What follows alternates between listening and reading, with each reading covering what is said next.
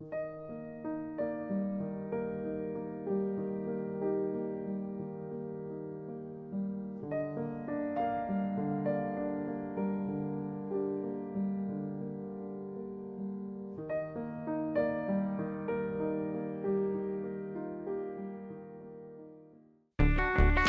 is not the truth. Television is a goddamn amusement park. Television is a circus, a carnival, a traveling troupe of acrobats, storytellers, dancers, singers, jugglers, sideshow freaks, lion tamers, and football players. We're in the boredom-killing business. So turn off your television sets. Turn them off now. Turn them off right now. Turn them off and leave them off. Turn them off right in the middle of the sentence I'm speaking to you now. Turn them off.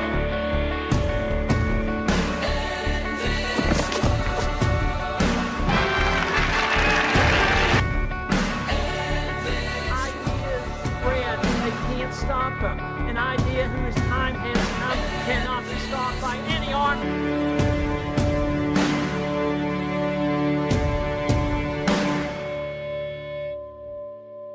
Welcome to TLBTV, Eradicating Programmed Ignorance, brought to you by the Liberty Beacon Project. And I am your host and the founder of the Liberty Beacon Project, Roger Landry.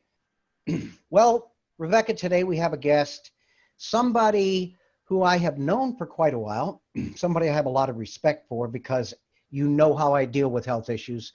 You know how I deal with pharmaceutical drugs. You know how I deal with the vaccines and my pull on all of these things. And it's not pretty, but it's highly necessary. What we need in our lives are more individuals who are not so much geared towards telling you what is wrong, but telling you what you can do to make it right. Today we have a gentleman with us whom, again, I've done several shows with when we used to be doing TLB radio and the TLB specials. And this is Richard Saxon. We had some phenomenal conversations. This gentleman has spent a big chunk of his life, and I mean a big chunk of his life, studying and researching natural remedies, natural or homeopathic type ways to live. How to keep your body healthy, how to get it healthy and keep it healthy, what you should be eating, what you shouldn't be eating, what you should be taking as far as drugs go, or you shouldn't be taking as far as drugs go, and what supplants what, and what is good to replace what. So whereas you've got someone like me who can scream at you about narcotics and big pharma and vaccines and the whole nine yards, and this is all useful information, what we need also, if you're going to constantly provide the problems, you need to provide the solutions, or eventually people will shut you off. So in that spirit, today, we're bringing in a solutions man and a good friend of the Liberty Beacon Project. And Rebecca, why don't you tell our audience a little bit about Richard before we invite him into the show?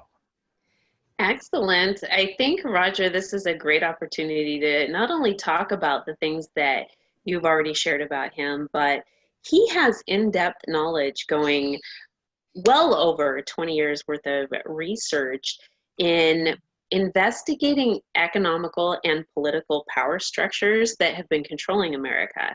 So this ties into what you've said in a lot of ways, because many years ago, he decided to veer away from the modern medical arena due to his own concerns, major health problems that he had, and found that it was very taxing on him, and he needed to just completely eliminate that system and figure out what are the real issues that he has of his own that are causing the health. And I don't necessarily want to say diseases, giving away any type of medical type of conditions, but health concerns that he has or had at the time. And through this, he's found a way that definitely changes the game that many people don't know about. And he has spent time consulting clients and such, but really has a whole nother focus to share with the audience that he's doing and getting ready to launch today. Well, you said something, and I want to expound upon that just a little bit before we invite Richard in. You talked about the political structure and the power structure. I want to remind the audience because, and Rebecca, you know what I'm about to say. Everybody's heard me say this before, but let me remind you. When we talk about corporate influence on our government, it is massive. Everybody out there with any brains knows that this is a corporatist government. But which corporations or which cabals have the most influence on this government? Most would immediately say the military-industrial complex because of all the conflicts we're in all over the world, but you couldn't be more wrong. The biggest influence on our government today is, in fact, the pharmaceutical industry, which spends 500% more on lobbying our senators, our congressmen, our presidents, their administrative staff, than any other industry or cabal in the world. 500% more. So when you talk about the corporate influence, you are in fact talking about the pharmaceutical industry, and their influence on us is anything but good. Right, Rebecca? It's very interesting what's happening right now, and you and I have had some discussions off air that have led to some eye-opening things that are happening right now. But I think before we go off into a completely different arena, I think we should bring our guest on. Well, I agree. And Richard, how are you today? So Roger, did I hit the right button? Am I Well, here? we can see you, so I guess you did. Yeah, really a pleasure to see you and Rebecca. Thank you for having me here. It's nice to get to visit with you again finally. Well, this is the first time we've ever done a face-to-face show. We've Right. done several radio shows, but it's a pleasure to see you as well. Look, Yeah. let's start this ball rolling by talking about where you've been, why you saw the path you saw, and describe a little bit about that path you're following, because it's a very, very interesting story. And then let's get into exactly what, or a little bit more about what Rebecca and I were talking about, the pharmaceutical industry, their influence, and what it's actually doing to what used to be 3 generations ago when I was born, the healthiest society on this planet, which is now the sickest society on this planet. Right. Yeah, I was actually in the clutches of that system as a kid. And not just the pharmaceutical companies, but the whole interlocked poison industry. I often say that the conspiracy theory people are completely wrong. It's way more involved than they are aware. And almost all of these global corporations are interlocked with most all the governments now, and the governments are legally webs of corporations themselves. It's almost like a science fiction movie. Well, So, you must understand that the GMO companies own massive portions of the pharmaceutical companies. The pharmaceutical companies own massive portions of the food companies and the big ag companies. So when you talk about a closed loop, you're talking about anything we eat, drink, breathe, or use for medicinal purposes is all interlocked. Was that where you were going, Richard? that, and plus the fact that the governments are basically for-profit companies as well. Well, the And- United States has been a corporation since the Act of 1871. Yeah, and now it's not just one corporation. All these individual departments and courts and other things are corporations as well. So it's a very interesting situation that we're dealing with. And so I was in the middle of that, and I didn't really understand what was happening, and my health had deteriorated over time from making mistakes that I wasn't aware of. Fortunately, when I grew up a long time ago, there weren't as many vaccines. I probably had 3, but that was still not good. And then there were a lot of other things. What finally took my body over the edge, I think, was that I was a competitive swimmer in high school and junior high, and I was spending about 4 hours a day soaking in hot chlorine fumes. And that's pretty intense on your thyroid gland. And I'm sure it's affecting hundreds of millions of people now, and they don't know about it. Chlorine's a poison. And it's also a halogen. So the thyroid gland, if it doesn't have enough iodine, it picks up chlorine and bromine and fluoride, things like that, thinking that they might be iodine, and they're not. So I got in the clutches of the doctors because I had so many bad symptoms by that point. And they said, aha, you have this disease, and that's what they're trained to do, is diagnose, but it's always a problem with the whole body. And they don't get that, or, unless you're talking about very unusual ones with the insight. So they started doing the drug and surgery route with me. And I was just really fortunate to escape from that before they eliminated my body. And I decided I'd rather take as long as it took and find out what was really going on, not just right now, but with this whole health and disease thing. I had a natural curiosity to understand how things worked. In elementary school, I drove the teachers crazy because they said, memorize the multiplication tables. And I said, okay, but why? And how does it work? And, once they explained it, I memorized it. I didn't want to just get into a religious approach to knowledge, just memorizing things and say you believe them because they're true, and that's the end of it. And so You're talking about Common Core now. That's a whole different path that we could go down. Everything's connected. Right. So basically, you were put in a situation where you knew something was wrong, okay? You could feel something was wrong. Yeah. And being the inquisitive type, which is one of the reasons why I have as much respect for you as I do, Richard, is because you do have that inquisitive touch that, why, okay? Don't just tell me why, right?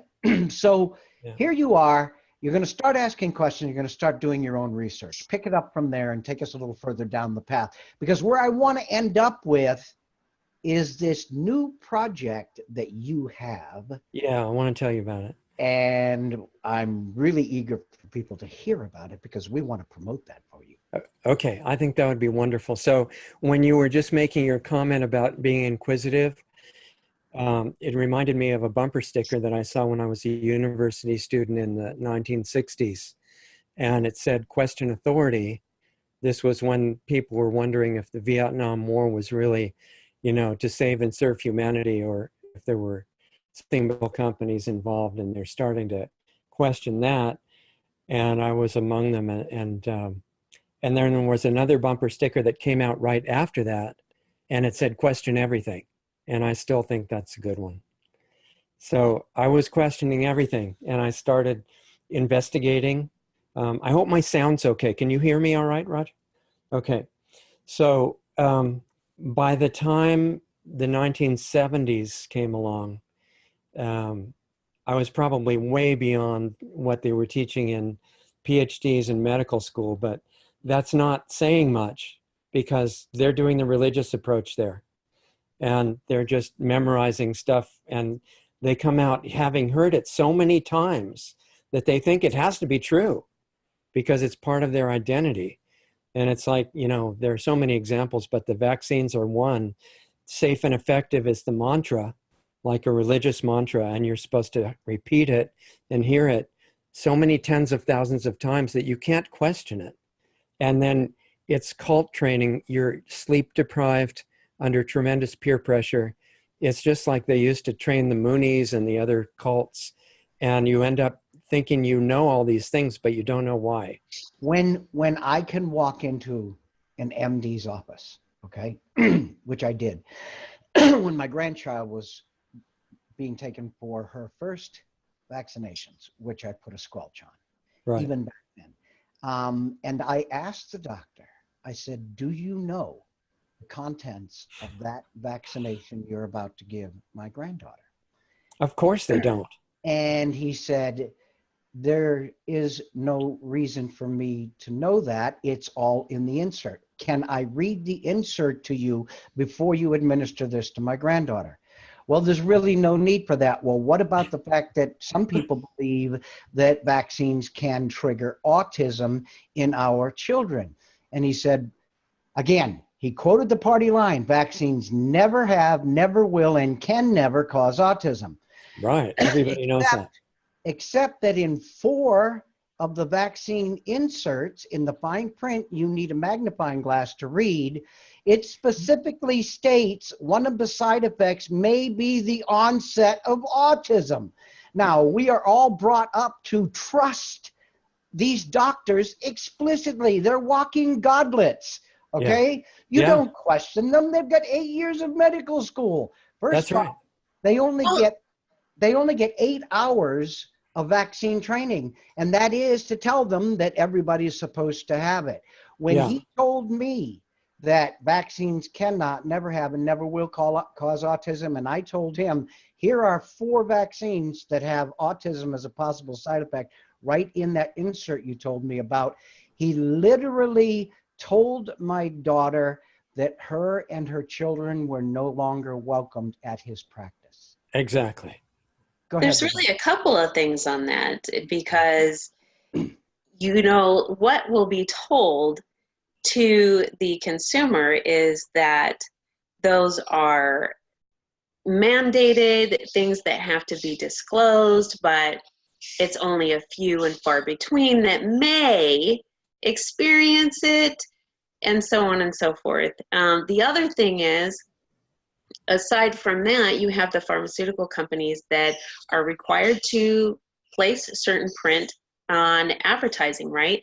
So we now have a plethora of television advertisements that are utilizing cartoonish type of media to promote their product. And the disclaimer at the bottom is so blurred and small printed, you can't read it anyway. So, sorry, Richard, what you triggered in us. I'm sorry about that, Richard. Please continue down your path. Okay, so I wanted to find out, I got into ancient teachers of health from thousands of years ago and what they were telling people.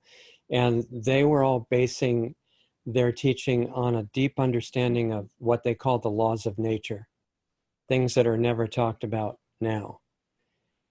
And it struck a chord of memory in me, which, you know, I'll tell you more detail about that later. But the important thing was that they were seeing right through the complex implications to the basic causes, and that elements of lifestyle, when they get out of harmony with these so-called laws of nature or design principles of nature that have been built in since the beginning, that everything is so beautifully constructed and balanced in harmony.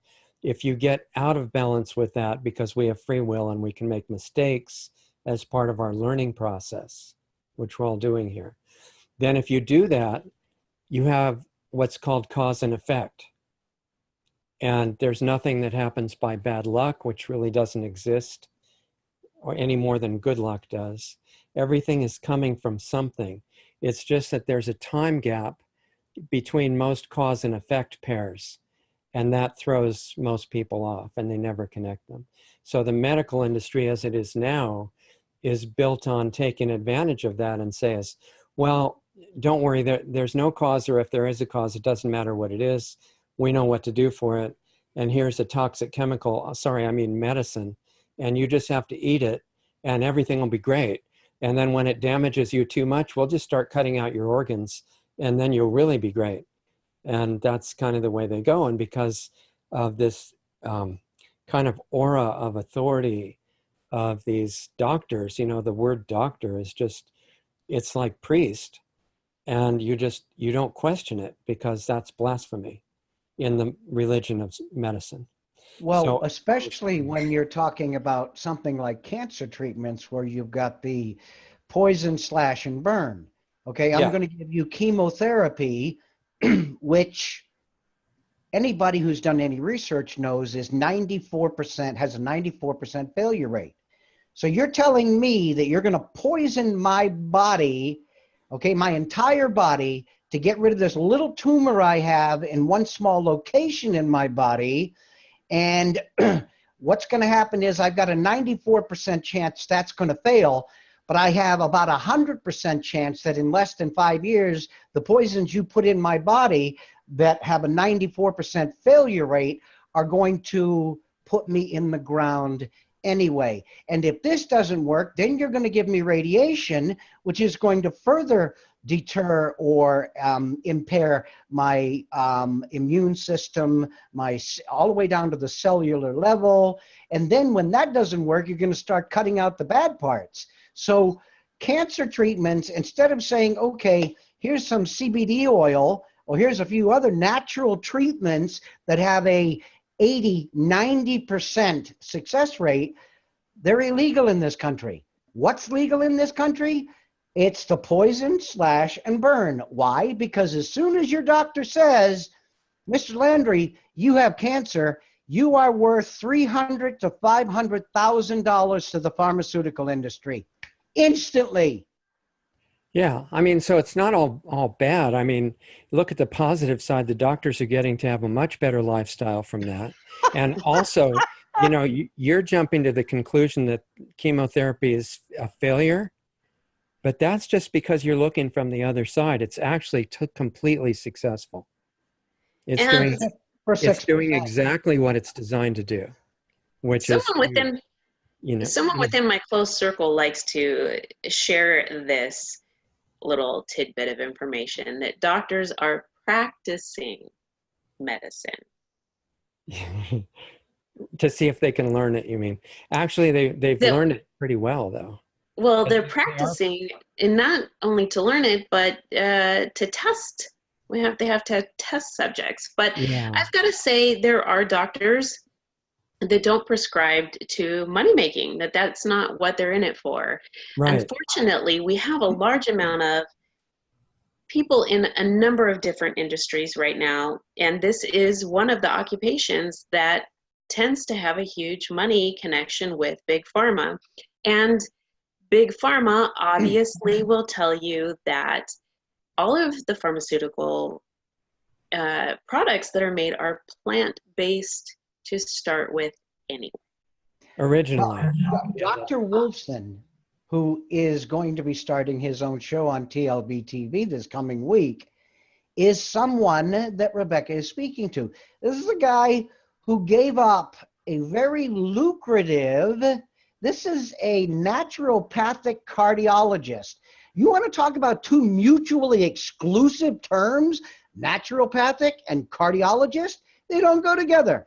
But in his case, they do. He walked away from a very, very enriching career to get away from the surgeries, to get away from the poison medications, and to bring his patients back to a level of health using what you're talking about, Richard, homeopathic remedies, the proper exercise, living a proper lifestyle, eating the proper foods, getting rid of the stress that really plays a lot when you're talking about how healthy the heart is, these type of things. So when Rebecca says there are doctors out there who are not focused on the money, but focused on actually keeping people healthy or getting them back to health, we actually have some of them in the Liberty Beacon Project, and a very good one who's going to start his own show next week, I believe, Rebecca, right?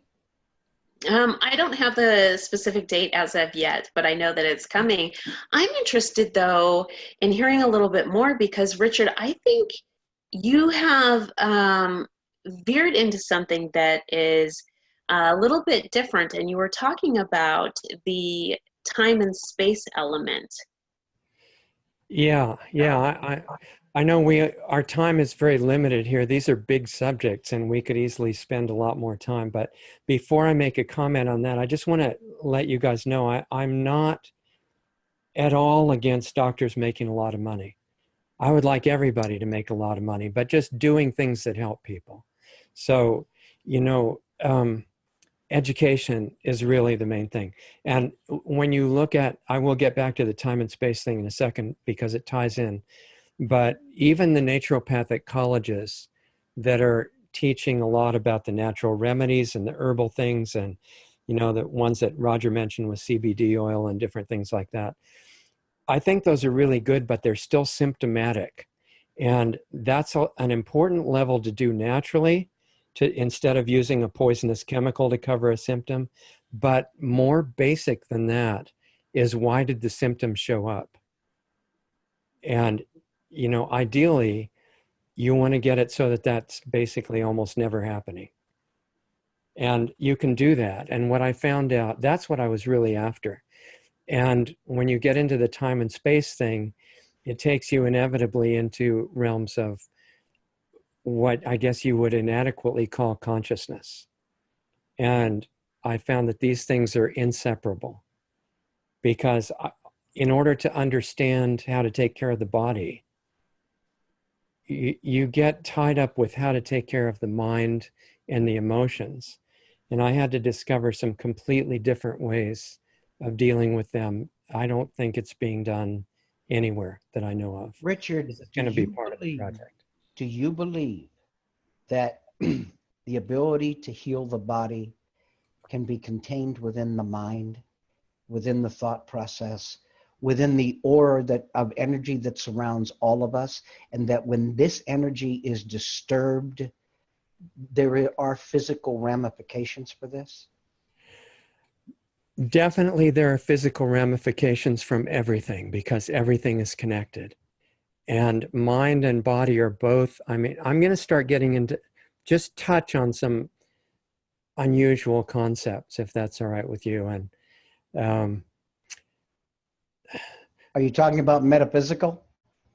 well, metaphysical means, you know, aside from the physical usually. So I guess so, yeah, because when you talk about the physical, we ourselves as consciousness are not mind and we're not body. And if we can get connected to who we actually are, looking at the mind and the body completely changes. So when you're looking at what is affecting the body, it's a combination of many things, all of which come from disconnection to who we actually are. But they can be in the realm of mistakes in lifestyle that don't match our biological design and that cause trouble if we do them. And it's not because some nasty God is punishing us, it's because it doesn't go with the design. And if you have a machine that's designed to run a certain way, and you put the wrong fuel in it, or, you know, do other things to it that it's not designed for, it starts to have trouble. And that happens with the body. And what you diagnose the exact manifestation of the problem is almost irrelevant. What caused it should be the main focus, and changing that. And these things were being taught from the beginning of humanity, back at least 200,000 years. And I'm familiar with how it was a couple thousand years ago. One second, because here's a premise that is widely understood throughout the entire medical industry and pharmaceutical industry. Okay. Okay. It is not. It's profitable to treat the symptoms. It's never profitable to cure. That's right. That's right. It's just different than the system I'm talking about. You know, I'm saying, again, I want everybody to be profitable and to do good things to make money and help everybody. But if you want to look at just what's going on, then you deal with that first and then look at the money after that. Because if you don't understand the basics, the system that you design for the money is just going to be for the money.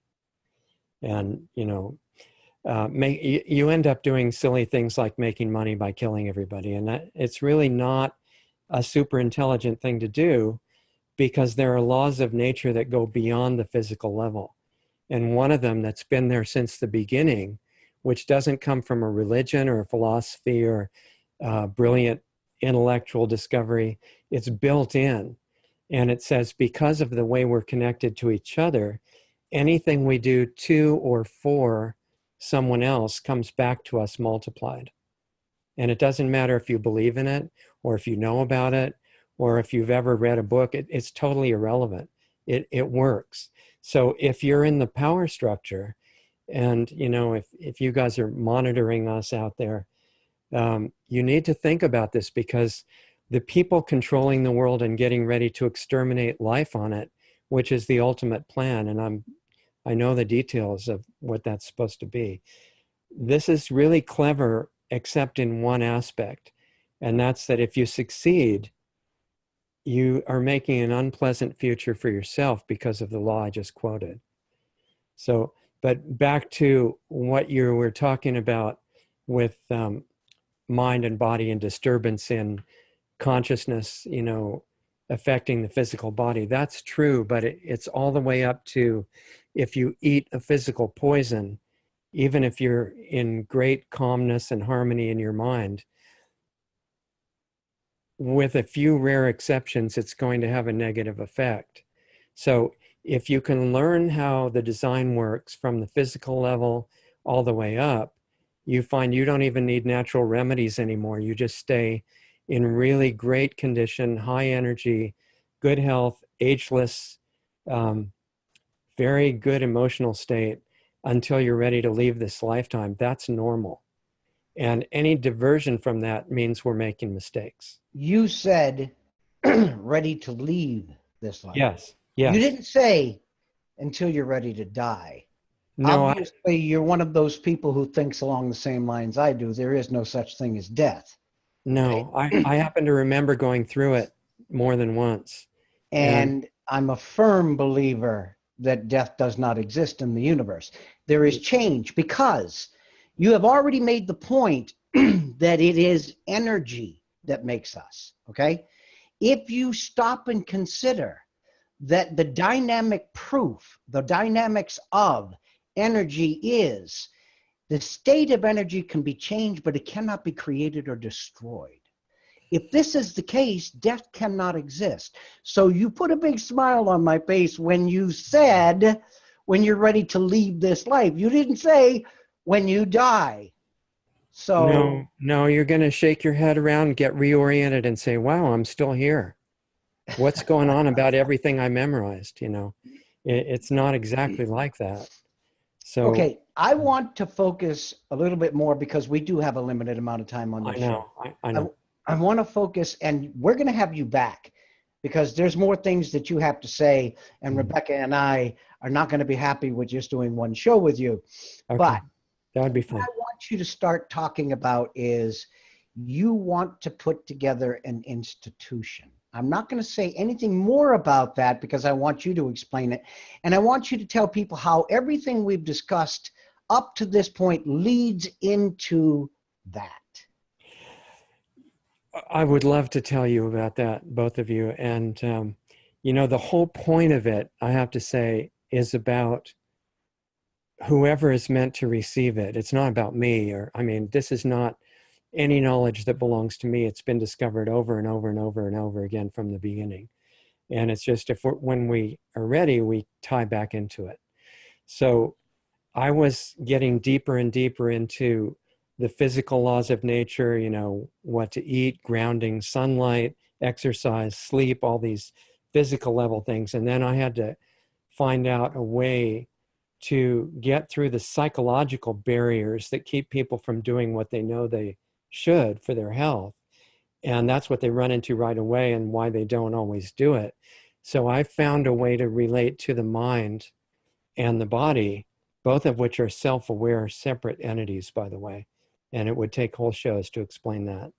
But once you regain your lost relationship with your mind, which is a self-aware projection of consciousness, but it's an independent entity, and you do the same thing with body, which is also aware, that changes absolutely everything.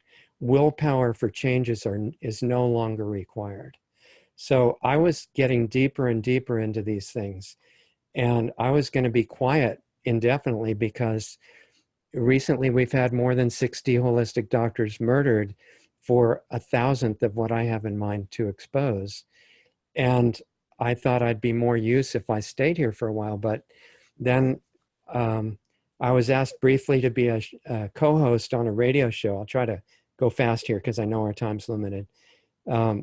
With Dane Wigington about geoengineering. So I said, okay. And I helped him for about 8 months because that was a subject I know about.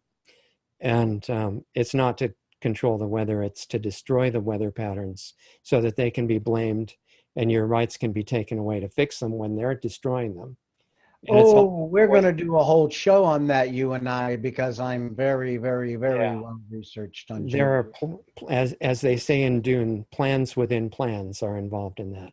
So anyway, when I quit doing that, I was going to disappear again, because that's really my personal preference is anonymity, invisibility, peace, nature, and harmony. And that wasn't going to be. So we bring you on a TV show. Well, you're not the first. So what happened is the owner of a radio network said, "Wouldn't you please do a health-related radio program?" And I felt like there was no ethical way to refuse. And so if I was not supposed to get to be invisible, might as well just say everything, make it all public, and find out what higher level protection is available. And if they don't want to protect me, then I'll do it for the 5 minutes I've got or whatever until it goes away. So I don't worry about it. So anyway, I started Lost Arts Radio, which is ongoing now, but also that's been on for almost 3 years now. And part of it is now sharing personalized information with callers on Saturday nights. So we do that too, and the rest is guest shows. And But all of that is going to be contained in the article this show will be embedded in. Okay, but in addition to that, during a period of about 5 years, overnight, while I was supposedly sleeping, I got full details of a major physical facility that I'm supposed to build. And the only thing about it is, to do it according to the design the way it's supposed to be. And this is a place where people would get to experience and have demonstrated everything that we will eventually get to talk about, so that they know it's like cold water. They say, oh my gosh, I'm not who I thought I was. And this body can be altered any way I want. No technology required. If I get it back to normal condition, I don't even need natural health care. I'm just in good shape and on such a high that no drug could even imagine it. That place is supposed to be built. So until that happens, I'm just doing a few private sessions with people in hard situations, but I can't do very many. So we're hoping that we'll find a source of safe funding that doesn't corrupt the project to build the school. Whoa, what you just said, safe funding. Yeah. Because nowadays, when you go looking for funding, and Rebecca's shaking her head because she knows we're doing the same thing. We are developing a funding system within the project that will fund this project to a very, very high level without being responsible to or I don't know, controlled by entities who will say, well, gee, 25% of your budget comes from us, and we don't kind of like some of these things you're doing, so can we suggest you change that? Yes. When that type of influence enters in, what you have, as soon as that walks through the door, the corruption starts. That corruption, that disease, that malignancy spreads very quickly. Rebecca, I can see you're itching to say something. Please go ahead. No, I'm just listening to what you're saying, and finding the source of funds has been something that is very interesting, because you definitely want to maintain control of validity of your own idea, of your own project, so that it doesn't turn into something that is corrupt or misleading or deceptive to those that you're really trying to help, or anyone for that matter. This is the same way that the federal government gets Agenda 2030 goals into the cities, by offering them grants, and it's not safe funding, and they take it. Well, I can tell you with all honesty, and I can tell you with all brevity, because I chuckle just thinking about what you would like to do and how much I agree, and I'm sure Rebecca agrees, and most people in this project would agree.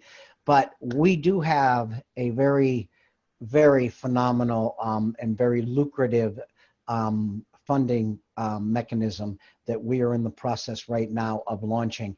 When that happens, you can come knocking on our door anytime, Richard. It's exciting. More than happy. In the meantime, Roger, before that wonderful event is complete, my decision now, that's just been reaffirmed in the last week on a higher level, is, and I'll tell you a caveat to this that is a caution. I'm going to start giving the information on health and consciousness, everything that I've been fortunate to run into, freely to everybody that I can get it to. And we're going to do this on the air and then in private sessions, which are paid, but that all goes to the nonprofit. And the caveat is I have to give disclaimers frequently that it's not medical advice, and we don't diagnose, treat, cure, explain, or, you know, what we want you to do. This is all just conspiracy theory, crazy people that you are voluntarily deciding to listen to. And by listening, you agree to never try anything I suggest. And we can go on and on with those kind of disclaimers. Well, you can't say that these are health treatments, but you can say these are wellness treatments. I can say that they're ideas, you know. Right. I'm not, but you can't call them treatments. No, you can't use most of language anymore. So that's fine. It's still more or less legal to have a discussion of ideas. As long as you say, anytime you want medical advice, or if you need drugs, you should go get every possible drug from your doctor and have your organs removed and get radiation and chemotherapy and everything that they can possibly offer you. It's waiting at your doctor's, and you should run and find out what you need right now. This is not about any of that. Wow. Wonderful. Okay. All right. Look, we've been here for about, I don't know, 40 minutes at this point, and we've gotten some great information out. Again, this is not the last show you're going to be doing, and we will basically turn this into a series. Maybe we'll do one a month. Sure. But the thing of it is, this information, let me back up a little bit. Your perspective is so different than the average Joe's. It's even different than mine. I'm one who sits here and says, I don't trust big pharmaceutical. I'm one who sits here and says, the CDC, the FDA, these are for-profit corporations who only look out for themselves. Just look at the revolving door between who runs the CDC. A new president gets in, they lose their job. What do? They end up as a vice president for Eli Lilly or one of, okay. So I don't trust them. What do I trust? I trust the CBD oils. I trust the clove. I trust the and the naturopathic or the homeopathic methods of approaching, again, as you say, eliminating the symptoms. But I think it goes a little bit further than that, because with the CBD oils, it actually does get to the root in a lot of cases. But I don't think the way you do, okay? Enough. Do I understand what you're saying? Yes. Have I done some of the research you've done? Yes, but nowhere near as much as you've done. So what I want to do going forward is bring more of your concepts in, because all they do is make the research I've done more valid. All they do is make the research I've done a minor step, because once you get control of that independent mind and that independent body, then a lot of even what I have to say becomes obsolete. Well, and I'm happy to share specifics about lifestyle with you if you want, because every single element has an effect. And some of those mistakes that we unknowingly make are why we need some natural remedy. And if we correct the mistake, that's the end of the need for a remedy. And that interests me. Because see, here's the thing. If you get your normal health back and you don't have any issues anymore, and your body feels great all the time, which is normal, then you can start your real work, because your mind works much clearer and your consciousness is more available. And that's when it begins. And I think the reason that's important is not just because of our own learning and this fantastic experience that we each get as soon as we get there, but that's the secret that is the most taboo subject, that we have the dormant ability that is so much stronger than the negative technologies built into our systems coming from consciousness, which actually is a source of energy. Let's put this into perspective, okay? Yeah. The pharmaceutical industry is the leaf, okay? The doctor is the branch. Okay. Liberty Beacon, the homeopaths and the naturopaths that we deal with is the bark. You are the root. Well, that Let's consciousness get to is. the root. Well, I'm talking about the presentation. Okay. Yeah. You're presenting a path to the root of the problem. Yeah, that's what interests me, Roger. And it's not that I'm against natural remedies. They're really useful and I've used them. But I'm saying they're nothing compared to the condition that you can get back to. And not only will that be really fun for you, whoever you are watching, and you won't believe how good you feel all the time, but that's just the first part. The other little side effect, and we borrow the term side effect from the drug companies, the side effect is I think we could turn things around on the planet without the need for confrontation. And that I would use the word ramifications, but anybody who looks at you, okay, you have this oh so comfortable look on your face all the time. You look like you're like really at rest, at peace. When you smile, you don't smile just with your lips, your whole face smiles. There's something about you that actually speaks to what you're talking about. Your physical appearance. Rebecca, if I got this wrong, look at Richard. Look at everything he's been saying. You almost don't appear normal. Yeah, well, our normal is so much forgotten, Roger. It would be like a fantasy cartoon movie, and everybody watching is the superhero. It's just that you got out of your role a little bit. So I'm interested in helping you get back.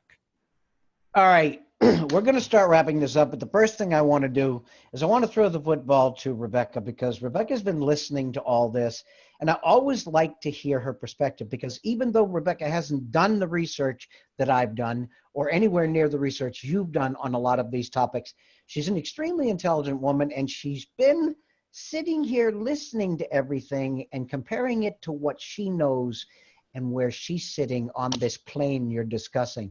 So, Rebecca, what do you think of what we've heard of today? And please tell me how eager you are to have this guy back on, and let's take this to the next level next time. Absolutely. I think there's so much information to learn from here and to really understand. And I don't think that a 40 to 1 hour show is even coming close to the tip of the iceberg. I think that's just the still waters is what he's indicating here. But I'm fascinated to find out more information on really addressing cause and not symptoms. Yeah. And that to me is pretty much my view of everything in terms of our health, emotional relationships with ourselves and others, mental, spiritual, all of it. And it's really the cause for me. And aside from that, it is treating symptoms. And symptomology is very interesting because it goes back to other things, which Richard mentioned at the beginning of the show, and it is all about the whole of our being. Yeah. What we my are, God. everything else. Sorry, Roger. I didn't mean to interrupt. No, you didn't interrupt me. It's just that every time Rebecca sits back and listens the way she does so intently and then puts her perspective forward, it's always an oh my gosh moment. Yeah. But that's why Rebecca is my co-host, because if I didn't have someone intelligent like Rebecca sitting next to me, I'd really look stupid. But anyway, what I'd like to do is give you about a minute here, and I know that's not a lot of time, to wrap up, you know, what you feel was the main message of today, and give us a teaser on what we're going to be talking about next. Because if you don't think there's going to be a next time, you're wrong. I guess for a bottom line that leads into further details when we get back together, I would say you who are listening, not the whole audience, but you personally, have the fate of not only yourself, but the rest of the world in your hands. and you don't remember that, but you can. And I'm just here to not only remind you about that, but give you specific details from the physical level on up of how to get reconnected. That's what it's about. Okay, wow. All right, we could do a whole show just about what you just said. Abso-freaking-lutely. But I want to thank you so much for being with us, Richard. We're going to do this again real soon, and we'll be discussing that, you, Rebecca, and myself.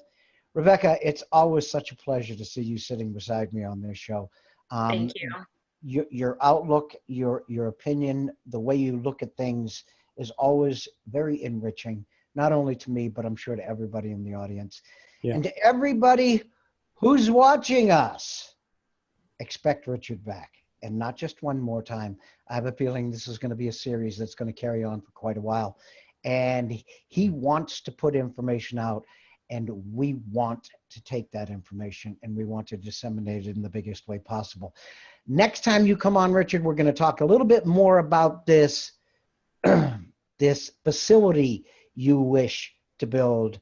And we're going to talk about ways that not only the Liberty Beacon Project, but our supporters and our listeners, and I mean those that actually listen, not just sit here and watch, because there's a difference between just watching something and actually hearing what's being said. There is a huge difference. Yeah. So we're going to talk a little bit more about what we can do to help you in that endeavor, because that's very, very interesting for me. And I think that would be something that a lot of people would be interested in. Thank you so much for being here, Richard. Thank you. Greatly appreciated. Okay, we'll see you I guys just again. wish I could be as calm as you and have that serene look on my face all the time. But I deal with so many political idiots all the time that it's rather hard for me to maintain that level of composure that you have. We But can I- talk about that too if you want to. Oh, we will, I'm sure. Mm. But for everybody watching and for everybody who's truly listening, this has been another episode of Eradicating Program Ignorance on TLBTV, brought to you by the Liberty Beacon Project. We wish you all a very, very pleasant evening.